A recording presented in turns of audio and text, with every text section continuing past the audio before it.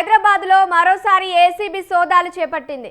Nizamabad excise superintendent Mallareddy నివాసంలో ACB అధికారులు తనిఖీలు చేస్తున్నారు. ఆదాయానికి మించి ఆస్తులున్నాయన్న ఆరోపణలతో ఈ సోదాలు చేపట్టారు. ఎక్సైజ్ సూపరింటెండెంట్ మల్లారెడ్డి నివాసంతో పాటు ఆయన బంధువులు, సన్నిహితుల నివాసాల్లో కూడా అధికారులు తనిఖీలు చేస్తున్నారు. ఏకకాలంలో మొత్తం 10 చోట్ల తెల్లవారుజాము నుంచి ఏసీబీ రైడ్స్ కొనసాగుతున్నాయి.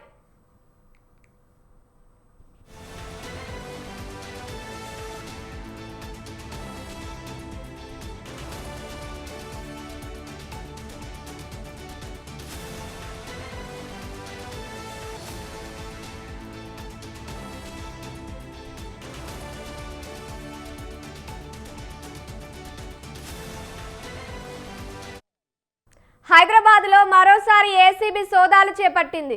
నిజామాబాద్ ఎక్సైజ్ సూపరింటెండెంట్ మల్లారెడ్డి నివాసంలో ఏసీబీ అధికారులు తనిఖీలు చేస్తున్నారు.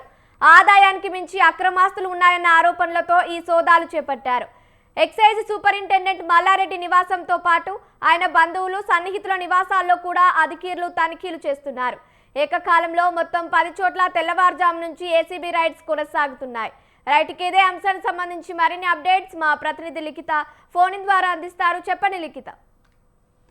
Right, thank you Lakshmi. ఇప్పటికే అవినీతి ఆరోపణల నేపథ్యంలోనైతే ఈ యొక్క నిజామాబాద్ ఎక్సైజ్ సూపరింటెండెంట్ మల్లారెడ్డిపై ఏసీపీ అధికారులు మంగళవారం ఉదయాన్నే దాడులు అనేటివి నిర్వహించడం అయితే జరిగింది. అయితే ఉదయం నుంచి కూడా ఏసీపీ అధికారులు నిజామాబాద్ కార్యాలయంలోను, నివాసంలోను, హైదరాబాద్తో పాటు ఇప్పటికే 11 ప్రాంతాల్లో కూడా ఈ యొక్క సోదాలు అనేటివి నిర్వహిస్తున్నట్లుగా తెలుస్తోంది. ఇందులో భాగంగానే ఈ యొక్క మల్లారెడ్డికి సంబంధించిన సన్నిహితులు, బంధువుల ఇళ్లలో కూడా ఈ యొక్క సోదాలు అనేటివి జరుగుతున్నాయి. భారీ మొత్తంలో కూడా అతను ఆస్తులు కూడబెట్టినట్లుగా సమాచారం అయితే అందుతుండడంతో పాటు భూమికి సంబంధించినవి, అలాగే బ్యాంకు లావాదేవీలు, డిపాజిట్లు, పూర్తి స్థాయిలో ఈ కీలక పత్రాలకు సంబంధించిన వివరాలు కూడా బయటకు తీస్తున్నట్లుగానైతే తెలుస్తోంది. ఇందులో భాగంగానే బినామీ పేర్లతో కూడా ఆస్తులు కూడబెట్టినట్లుగా ఆరోపణలు అయితే ఉన్నట్లుగానైతే సమాచారం. పూర్తి స్థాయిలో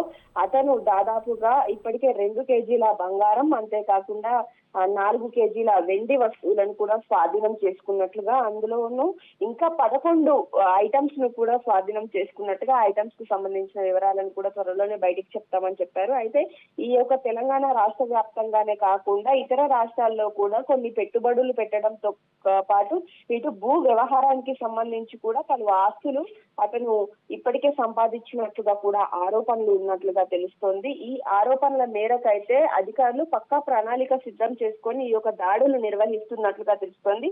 హైదరాబాద్ నివాసంతో పాటు ఇటు నిజామాబాద్ నివాసాల్లో కూడా భారీ మొత్తంలో నగదు స్వాధీనం చేసుకుంటున్నట్లుగానైతే సమాచారం అందుతుంది. ఇందులో భాగంగానే ఇప్పటికే కొన్ని ప్రాంతాల్లో వచ్చిన అమౌంట్ కు సంబంధించి పూర్తి డీటెయిల్స్ ను ఈ రోజు సాయంత్రం వరకు కూడా బయటకు తీసే అవకాశాలు ఉన్నాయి. బ్యాంకు లాకర్లు కావచ్చు, ఇతర లావాదేవీలు కావచ్చు, అలాగే అతని బినామీ పేర్లపైన ఎంత అమౌంట్ దాచాడు, ఎన్ని ఆస్తులు కూడబెట్టాడు అనే కోణంలో కూడా ఈ యొక్క విచారణ జరుపుతున్నట్లుగా తెలుస్తుంది. పూర్తి స్థాయిలో ఈ కేసుకు సంబంధించి మరిన్ని వివరాలు సాయంత్రం లోపు బయటకు వచ్చే అవకాశాలు కనిపిస్తున్నాయి.